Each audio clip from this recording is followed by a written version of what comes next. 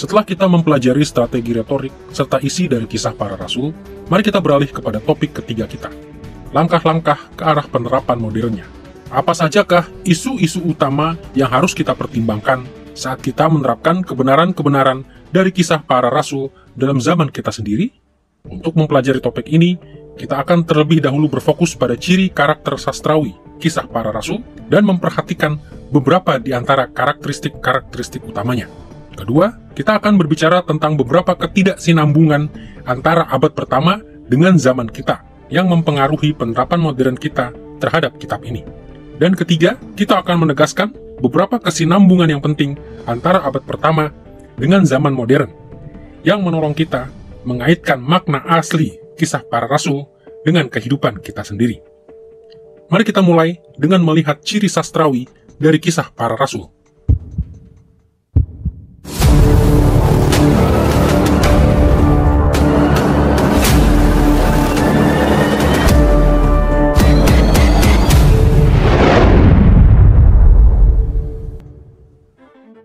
Literatur yang berbeda mengkomunikasikan ide-ide mereka dengan cara yang berbeda pula.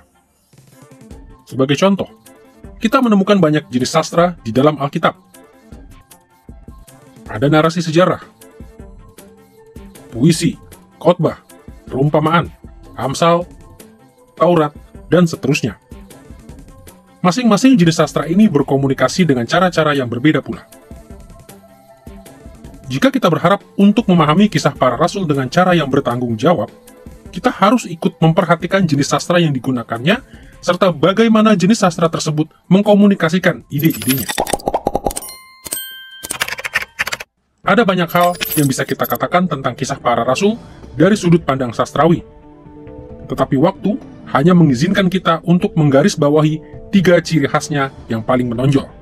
Pertama, Lukas bersikap selektif dalam laporannya. Kedua, ia menyusun kisah para rasul dalam beberapa episode.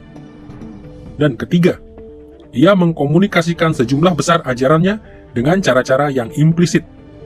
Mari kita perhatikan terlebih dahulu natur selektif dari materi yang ada di dalam kisah para rasul.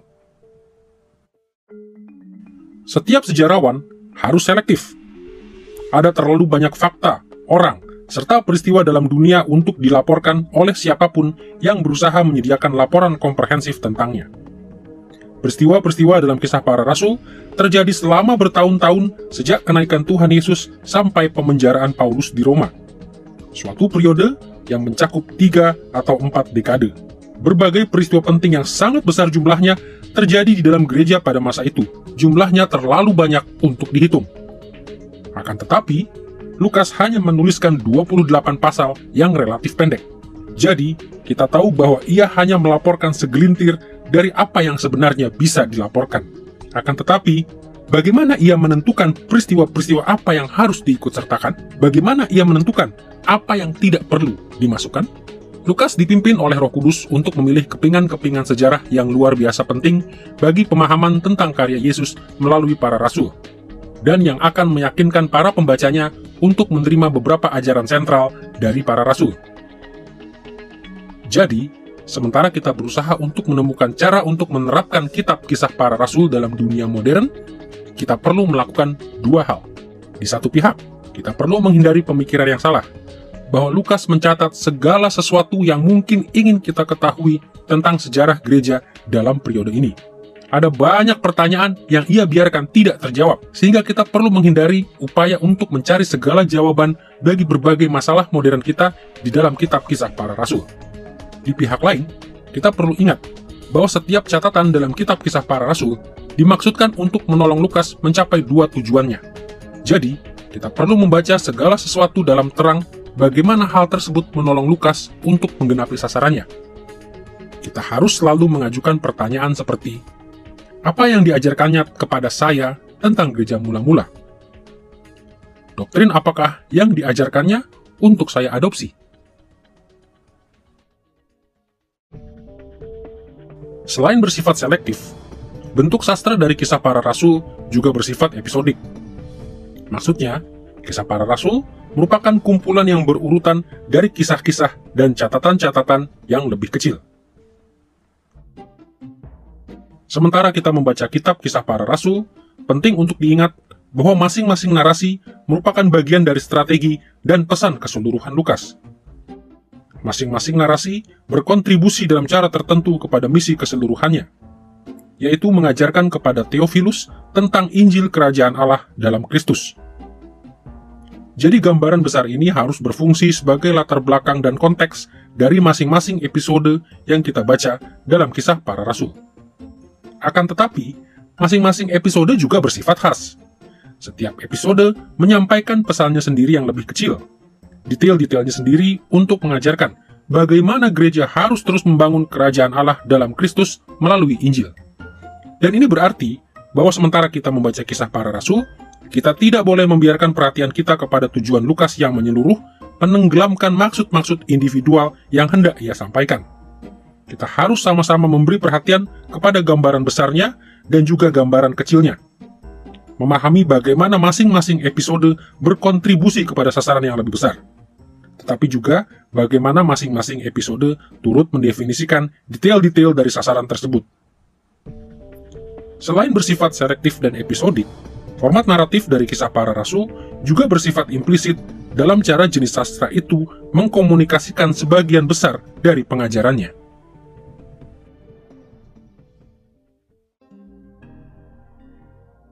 Secara umum, ada dua jenis sastra yang utama di dalam Perjanjian Baru, yaitu wacana naratif dan wacana argumentatif. Wacana argumentatif adalah sastra yang mewakili semacam percakapan. Misalnya ketika tokoh dalam suatu kitab sedang berbicara, atau ketika penulis berbicara langsung kepada pembacanya. Sebagai contoh, surat-surat Perjanjian Baru terutama terdiri dari wacana argumentatif, di mana seorang penulis seperti Paulus berbicara langsung kepada para penerima suratnya. Tentu saja sejumlah surat juga memasukkan potongan-potongan narasi, dan kita bahkan sesekali menemukan lagu atau amsal. Akan tetapi, surat-surat ini sebagian besar terdiri dari wacana argumentatif. Dan maksud utama yang hendak kami sampaikan tentang wacana argumentatif adalah bahwa jenis sastra ini mengkomunikasikan sebagian besar pengajarannya secara langsung dan eksplisit. Ketika Paulus menulis surat yang mengarahkan para pembacanya untuk memikirkan atau melakukan sesuatu, ia langsung mengatakan kepada mereka apa yang ia inginkan. Di pihak lain, wacana naratif adalah jenis sastra yang dominan di dalam keempat kitab Injil, dan yang lebih penting bagi pelajaran kita saat ini, di dalam kitab Kisah Para Rasul. Wacana naratif adalah sastra yang menyampaikan suatu kisah dan menyediakan pengajaran secara tidak langsung. Tentu saja wacana argumentatif juga muncul dalam kitab-kitab seperti ini, terutama dalam khotbah-khotbah dari para tokoh tertentu. Tetapi bentuk sastra yang dominan di dalam kitab-kitab Injil dan Kisah Para Rasul adalah narasi. Dan tidak seperti wacana argumentatif yang cenderung mengajarkan banyak hal secara eksplisit, wacana naratif cenderung mengajarkan banyak hal secara implisit, dan membiarkan pembacanya untuk menyimpulkan sendiri pelajaran yang diberikan. Narasi mempengaruhi para pembaca bukan melalui instruksi langsung, tetapi dengan cara-cara yang lebih halus. Narasi dirancang supaya para pembacanya bisa menarik pelajaran dari berbagai sikap, tindakan, dan kata-kata dari para tokohnya. Belajar mengadopsi hal-hal yang berkenan kepada Allah dan menjauhi hal-hal yang bertentangan dengan kehendak Allah. Cobalah untuk berpikir demikian. Pada umumnya, narasi seperti Kisah Para Rasul kelihatannya hanya menyajikan fakta-fakta. Ini terjadi, itu terjadi, lalu hal-hal yang lain lagi terjadi. Dari luar kelihatannya, narasi ini hanyalah laporan tentang sekumpulan peristiwa. Seperti yang telah kita lihat, kadangkala Lukas secara eksplisit mengomentari signifikansi sejumlah elemen dalam kisah-kisahnya. Akan tetapi, pada umumnya, ia menggambarkan berbagai peristiwa atau fakta dengan sedikit, atau bahkan tanpa komentar. Walaupun begitu, realitasnya adalah narasi-narasinya memang tidak ditulis sekedar untuk melaporkan berbagai peristiwa. Ia memiliki motif didaktik juga, dan menggunakan narasi-narasinya untuk mengkomunikasikan ide-ide ini secara tersirat. Izinkan saya mengilustrasikan ide ini dengan suatu kisah dari kehidupan saya sendiri. Ketika anak perempuan saya masih kecil, ia dilarang makan coklat sebelum makan malam. Akan tetapi, pada suatu malam, Ia datang ke meja makan dengan bibir yang berlumuran coklat. Saya bertanya, apakah ia baru saja makan coklat? Dan dengan matanya yang besar, ia menyangkal. Aku tidak makan coklat sama sekali, Ayah. Sebagai orang tua, saya memiliki dua cara untuk menangani situasi tersebut. Saya bisa saja menangani perkara ini secara langsung dan eksplisit melalui sebuah wacana argumentatif. Saya bisa saja berkata, kamu tidak berkata jujur. Ayah bisa melihat sisa coklat di wajahmu. Ayah bisa menghukummu. Akan tetapi saya juga memiliki opsi naratif. Opsi yang lebih tidak langsung dan implisit. Saya bisa saja mendudukan putri kecil saya itu di pangkuan saya, lalu berkata kepadanya, dengarkan cerita ayah. Pada suatu hari, ada seorang gadis kecil yang dilarang untuk bermain-main sambil memakai gaunnya yang paling bagus. Akan tetapi, ia tetap bermain sambil mengenakan gaun itu hingga gaunnya menjadi sangat kotor. Bagaimana menurutmu tindakan gadis kecil itu? Strategi retorik naratif seperti ini terutama diarahkan kepada aspek implisit. Strategi ini mengundang si anak untuk bertanya, bukankah tidak baik jika si gadis kecil itu tidak taat? Keindahan dan kekuatan narasi adalah dalam mengkomunikasikan ide-ide seperti ini secara implisit. Jika dilakukan dengan cukup mahir, narasi melibatkan si pendengar ke dalam berbagai situasi yang ada di dalam cerita. Ia menjadi terlibat secara pribadi dalam cara-cara yang menolong si pendengar untuk tidak bersikap defensif. Narasi membuat si pendengar menjadi jauh lebih mudah untuk diajar. Sekitar 70% dari kitab kisah para rasul disajikan dalam bentuk narasi. Dalam sebagian besar kitab ini, Lukas pada intinya hendak berkata kepada para pembacanya, dengarkanlah kisah saya tentang karya Allah di dalam gereja mula-mula. Tentu saja, kisah yang ia sampaikan kepada mereka itu mutlak benar. Ia mengundang mereka untuk memasuki dunia sejarah faktual. Akan tetapi ia menyajikan sejarah ini dalam bentuk cerita, karena ia ingin para pembacanya menarik sejumlah kesimpulan dari fakta-fakta yang ia catat tersebut. Jadi sementara kita membaca kitab kisah para rasul, penting bagi kita untuk mencari pengajaran-pengajaran implisit ini. Tentu saja, salah satu cara utama untuk mengevaluasi dan menerapkan narasi Alkitabiah manapun dalam kehidupan kita adalah dengan melihat bagaimana Allah bereaksi kepada berbagai tindakan yang terjadi. Di atas semuanya, firman dan tindakan-tindakannya itu sempurna di dalam kebenarannya. Oleh sebab itu, kita harus selalu memperhatikan hal-hal yang diperkenan dan diberkati oleh Allah di dalam kitab kisah para rasul, seperti juga hal-hal yang tidak diperkenan atau dikutuk olehnya. Apapun yang diberkati Allah pasti baik, dan apapun yang tidak diperkenannya atau dikutuknya pasti jahat. Sementara kita membaca kitab kisah para rasul, kita harus berusaha untuk mengikuti berbagai kepercayaan, sikap, dan perilaku yang menyenangkan Allah, serta menghindari hal-hal yang menentangnya. Selain hal ini, karena Lukas begitu bergantung pada perspektif dari para pemimpin gereja mula-mula yang terkemuka, satu cara lain yang bisa diandalkan bagi kita untuk bisa melihat pengajaran implisit dari Lukas adalah dengan mengamati berbagai teladan yang Lukas sediakan bagi kita. Ketika orang-orang yang bisa dipercaya seperti para rasul, para nabi, serta para pemimpin gereja lainnya yang dihormati melakukan atau mengatakan sesuatu, kita biasanya bisa menyimpulkan bahwa kita dipanggil untuk bersimpati kepada mereka. Tindakan-tindakan mereka tepat, dan kesaksian mereka benar. Akibatnya, respon kita seharusnya adalah merespon di dalam hati kita kepada panggilan ini, serta mengikuti teladan mereka di dalam perilaku dan pemikiran kita. Hal yang sebaliknya juga benar. Ketika tokoh-tokoh dalam kitab kisah para rasul dikecam dengan keras oleh para rasul ataupun gereja, kita bisa menyimpulkan bahwa tindakan-tindakan mereka jahat, dan bahwa kita tidak boleh mengikuti teladan mereka. Tentu saja, bukan berarti tidak ada jenis implikasi lainnya di luar jenis-jenis implikasi yang Lukas berikan dalam kisah para rasul. Akan tetapi, jenis-jenis implikasi ini menyediakan pijakan yang kukuh bagi para pembaca modern untuk mulai mempelajari cara untuk menarik kesimpulan yang tepat dari narasi-narasi Alkitabiah. Sambil mengingat pemahaman tentang karakter sastra dari kisah para rasul ini, kita bisa beralih kepada berbagai ketidaksinambungan antara abad pertama dengan dunia modern yang berdampak kepada cara kita mengaplikasikan kitab Kisah Para Rasul. Kita harus selalu ingat bahwa walaupun Alkitab dituliskan untuk kita, tetapi Alkitab tidak dituliskan langsung kepada kita. Kita mengetahui secara eksplisit bahwa para penerima asli kitab ini adalah Theophilus serta orang-orang yang hidup di abad pertama Masehi. Jadi dalam pengertian tertentu, ketika kita membaca kitab karya Lukas ini, kita sedang ikut membacanya secara diam-diam sambil berdiri di belakang mereka. Jadi kita memang bisa menduga bahwa setidaknya sebagian dari pengajaran dalam Kisah Para Rasul memiliki penerapan yang berbeda bagi kita dibandingkan dengan bagi Theophilus dan pembaca asli Lukas lainnya. Jika kita hanya mengulangi apa yang kita lihat dalam kitab suci, tanpa memperhitungkan perbedaan-perbedaan ini, kita akan sering salah dalam menerapkan firman Allah dengan cara-cara yang berbahaya. Kita akan merangkumkan berbagai ketidaksinambungan antara dunia Lukas dengan dunia kita sekarang ini dengan dua cara. Pertama, kita hidup di zaman yang berbeda dengan mereka. Dan kedua, dunia telah berubah cukup banyak sejak abad pertama, sehingga kita kini menghadapi berbagai kondisi dan situasi yang berbeda ketimbang yang dihadapi oleh para pembaca pertama dari tulisan Lukas ini. Kita akan terlebih dahulu melihat fakta bahwa kita hidup di zaman yang berbeda dengan mereka yang pertama kali menerima kitab Kisah Para Rasul.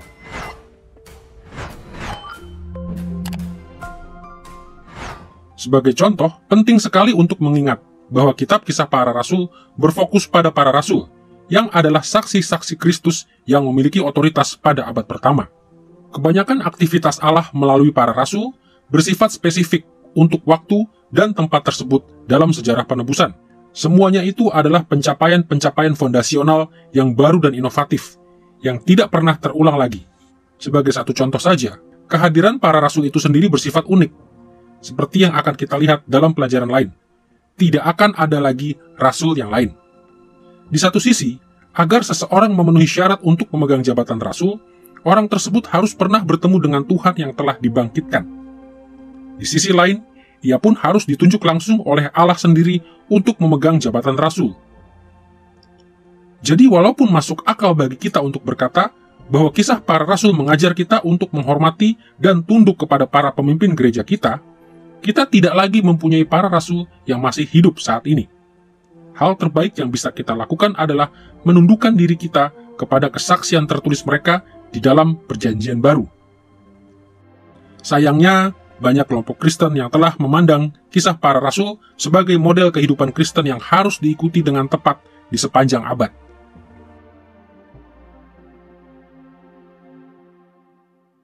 Sebagai contoh, Kisah Para Rasul pasal 2 ayat 1-4 mengajarkan bahwa Roh Kudus dicurahkan dalam cara-cara yang dramatis dan misterius pada hari Pentakosta. Dan bahwa mereka yang menerimanya mulai memproklamasikan Injil di dalam berbagai bahasa dan dialek. Ini merupakan suatu peristiwa spesial yang terjadi pada pencurahan awal Roh Kudus untuk memberdayakan para rasul dan orang percaya lainnya bagi pelayanan untuk Kristus. Peristiwa-peristiwa serupa kadangkala terjadi di Kisah Para Rasul, tetapi hanya sebagai akibat langsung dari karya para rasul. Satu hal yang konstan di dalam Kisah Para Rasul adalah fakta bahwa setiap orang percaya menerima Roh Kudus agar karakternya bisa ditransformasi dan dirinya bisa menjadi seorang saksi. Yang tidak konstan di dalam Kisah Para Rasul adalah kehadiran atau ketidakhadiran manifestasi Roh Kudus tertentu. Walaupun begitu, sejumlah cabang dari gereja bersikeras menegaskan bahwa bahkan pada hari ini pun pencurahan Roh Kudus yang terpisah harus selalu dimanifestasikan melalui proklamasi Injil di dalam berbagai bahasa atau bahasa roh. Ketika orang-orang Kristen yang bermaksud baik gagal untuk memperhatikan adanya ketidaksinambungan antara abad pertama dengan masa kita sekarang, mereka seringkali mencoba mengaplikasikan berbagai pengajaran Kisah Para Rasul dalam cara-cara yang tidak bertanggung jawab. Selain hidup di dalam zaman yang berbeda dengan pembaca asli Kisah Para Rasul, kita juga menghadapi situasi-situasi yang berbeda, seperti misalnya kebudayaan, serta situasi pribadi yang berbeda.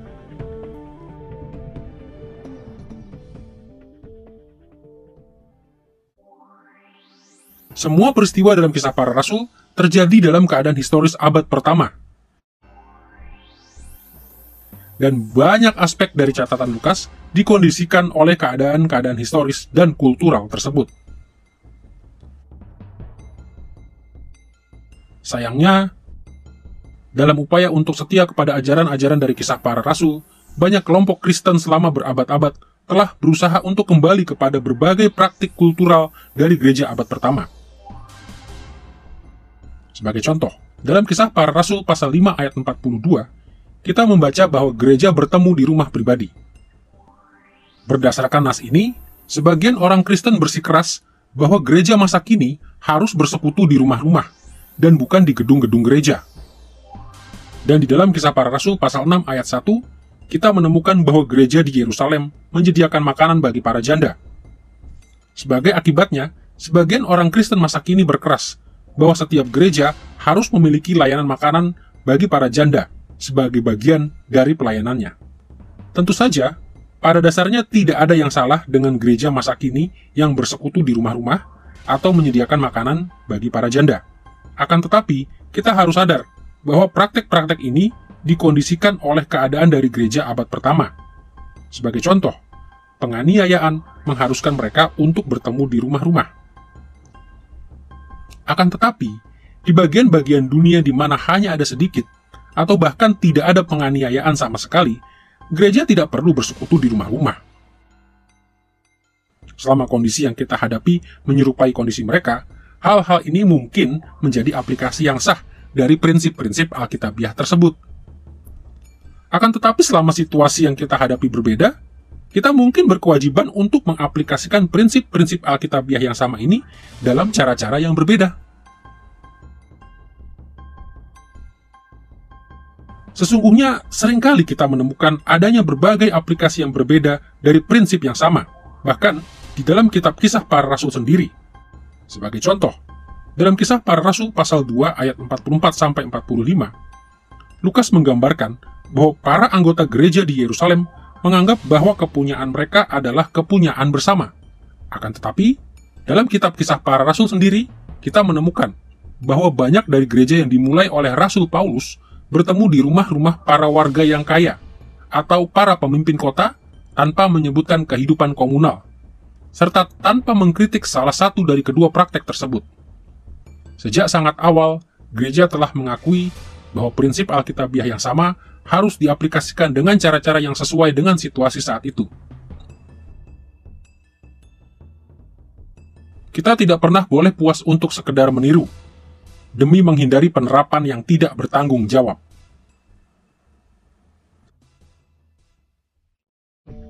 Setelah menjelaskan ciri khas sastrawi dari Kisah Para Rasul, serta menggambarkan secara umum berbagai ketidaksinambungan antara zaman Lukas dengan zaman kita saat ini, kini kita perlu beralih kepada berbagai kesinambungan yang signifikan antara abad pertama dengan dunia modern. Kita bisa merangkum kesinambungan antara orang-orang Kristen dalam kedua periode ini dengan mengatakan bahwa kita memiliki Allah Tritunggal yang sama, yang ada di dalam pribadi Bapa, Anak, dan Roh Kudus. Sasaran yang sama, yaitu pembangunan kerajaan Allah dalam Kristus, dan Injil yang sama, yaitu pesan keselamatan dan penebusan yang sama yang menuntut kita untuk berespon dengan iman, pertobatan, dan ketaatan. Mari kita perhatikan dulu fakta bahwa kita memiliki Allah yang sama, seperti orang-orang Kristen abad pertama. Catatan sejarah keselamatan oleh Lukas mengingatkan bahwa kita melayani dan bersaksi untuk Tuhan Yesus Kristus yang sama yang dilayani oleh para rasul dan gereja mula-mula.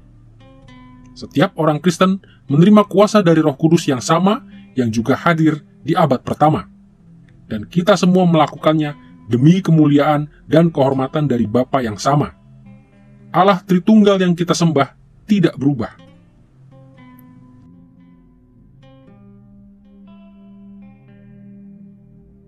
Allah berkarya melalui Injil dengan cara-cara yang luar biasa di abad pertama. Dan Ia terus berkarya pada masa kini. Jika Allah seolah begitu jauh dari kehidupan pribadi Anda, atau dari kehidupan gereja, atau denominasi Anda, itu berarti ada hal-hal yang tidak semestinya. Jika kita tidak melihat Allah sedang berkarya mendatangkan keselamatan bagi orang yang terhilang dan membangun gerejanya, maka kita harus berbalik kepada Allah dalam pertobatan dan iman, memohon kepadanya untuk melanjutkan karya sejarah keselamatannya yang penuh anugerah dalam kehidupan kita dan gereja kita. Selain memiliki Allah yang sama, orang Kristen masa kini juga memiliki sasaran yang sama seperti yang dimiliki gereja dalam kitab Kisah Para Rasul.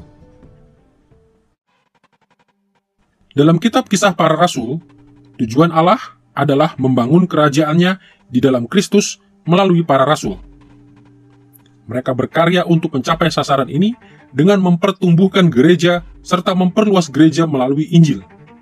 Akan tetapi, mereka juga sadar bahwa perluasan kerajaan Allah hingga memenuhi seluruh bumi akan membutuhkan lebih dari selusin orang yang bekerja selama beberapa tahun. Sehingga mereka menyiapkan gereja untuk bekerja bersama mereka dan melanjutkan misi ini setelah mereka meninggal. Kita bisa mengatakan bahwa sebagaimana Yesus mempercayakan tugas pembangunan kerajaannya kepada para rasul juga mempercayakan tugas ini kepada gereja. Tentu saja tugas pembangunan kerajaan ini tidak akan selesai hingga Kristus datang kembali di dalam kemuliaan. Jadi, sasaran gereja modern tetaplah untuk mengikuti misi Allah membangun kerajaannya dalam Kristus, untuk menaklukkan seluruh dunia dan seluruh kehidupan kepada ketuhanannya. Dan salah satu cara utama untuk melakukannya adalah dengan mengandalkan pengajaran para rasul tentang keselamatan, etika, karakter yang saleh, relasi, penginjilan, dan segala perkara lain di dalam kehidupan. Lagi pula, jika kita hendak menghormati dan menaati Kristus, gereja harus menundukkan diri kepada kesaksian yang berotoritas dari para rasul.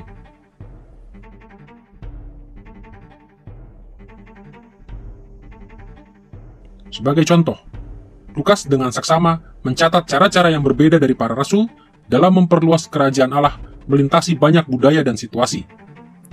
Dan dengan mengikuti teladan mereka, kita bisa menggunakan cara-cara serupa untuk memajukan sasaran kerajaan itu di zaman kita sendiri. Ya, kita perlu mengadakan beberapa penyesuaian sehubungan dengan adanya beberapa ketidaksinambungan antara dunia modern dengan dunia kuno.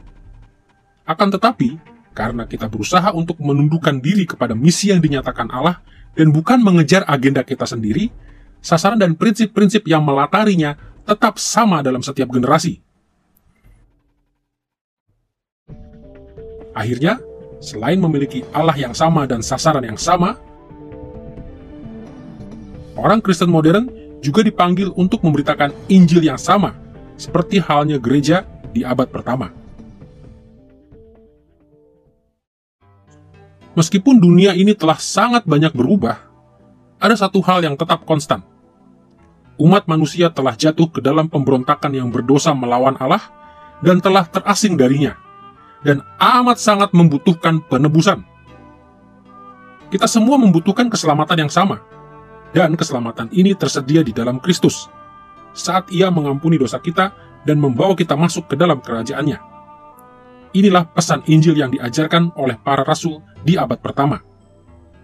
Inilah pesan Injil yang Lukas proklamasikan dalam Kisah Para Rasul. Dan inilah Injil yang harus kita terima dan kita taati pada masa kini. Dan pesan itu sebenarnya sederhana.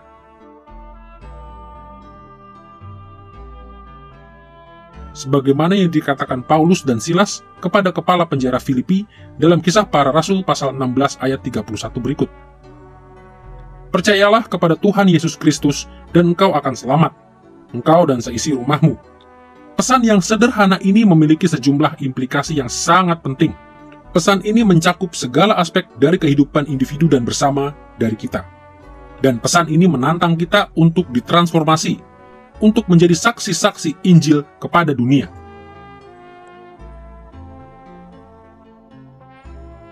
Injil ini tetap sama bagi semua orang di segala tempat dan waktu. Semua orang dipanggil untuk bertobat dari pemberontakan mereka yang berdosa dan percaya kepada Kristus. Semua orang harus tunduk kepada ketuhanannya dan membangun kerajaannya. Panggilan ini harus diberitakan kepada semua orang di zaman kita, sebagaimana panggilan itu telah diproklamasikan ke seluruh dunia semenjak zaman para rasul. Panggilan untuk taat tersebut ditujukan kepada orang Yahudi dan bukan Yahudi, orang kaya dan orang miskin, pria dan wanita, orang terhormat dan orang hina. Panggilan itu mengatasi segala jenis perlawanan dan rintangan. Karena panggilan itu adalah firman dari Kristus yang memerintah, yang diberdayakan oleh Roh Kudus-Nya demi kemuliaan Bapa. Sebagaimana yang diajarkan oleh kitab Kisah Para Rasul, tidak ada kesengsaraan, tidak ada ketegangan, tidak ada perlawanan yang cukup kuat untuk melawan pertumbuhan dan penyebaran penebusan. Karena alasan inilah, orang Kristen modern haruslah dapat dipercaya serta berani dalam memproklamasikan dan menegaskan Injil para Rasul, memanggil semua orang kepada pertobatan dan iman dalam Kristus, serta menghimpun mereka sebagai para warga kerajaan Allah yang setia. Dalam pelajaran ini, kita telah memperhatikan berbagai strategi retorik yang Lukas gunakan dalam kitab Kisah Para Rasul, isi dari karyanya, serta langkah-langkah pertama yang tepat bagi penerapan modern untuk berbagai pengajarannya ini. Eksplorasi kita atas isu-isu ini mestinya menyediakan cara bagi kita untuk memahami, mengapresiasi, dan hidup berdasarkan ajaran-ajarannya yang berotoritas di zaman kita ini.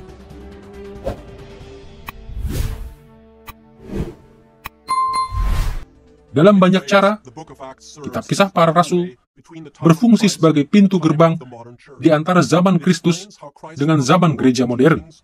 Kitab ini menjelaskan bagaimana pribadi, karya, dan pengajaran Kristus dipahami dan diterapkan dalam gereja mula-mula, dan meletakkan dasar yang menolong orang-orang Kristen modern untuk mengetahui cara-cara untuk memahami dan menerapkan gagasan-gagasan yang sama itu dalam kehidupan kita sendiri.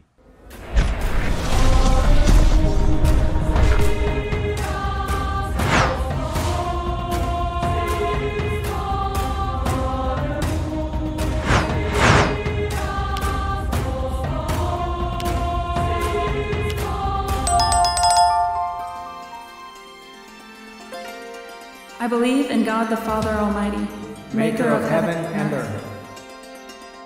I believe in Jesus Christ, His only Son, our Lord, who was conceived by the Holy Spirit and born of the Virgin Mary. He suffered under Pontius Pilate, was crucified, died, and was buried. He descended into hell. The third day he rose again from the dead. He ascended into heaven. And is seated at the right hand of God the Father Almighty. From there he will come to judge the living and the dead. I believe in the Holy Spirit, The Holy Catholic Church, the communion of saints, the forgiveness of sins, the resurrection of the body, and the life everlasting. Amen.